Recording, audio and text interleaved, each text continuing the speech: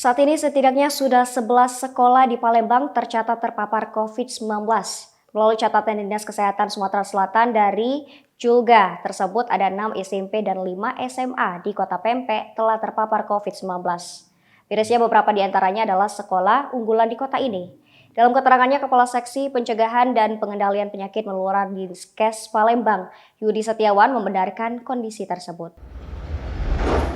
Namun dirinya belum bisa merincikan sekolah mana saja yang terdampak agar tidak terjadi kekhawatiran atau kepanikan.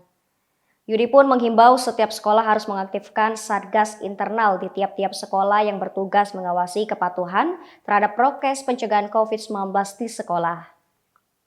Dirinya juga meminta siswa yang belum divaksin supaya dilakukan vaksinasi COVID-19. Kemudian juga berkoordinasi dengan pihak puskesmas setempat bila dijumpai siswa yang masuk dalam kriteria terindikasi COVID-19.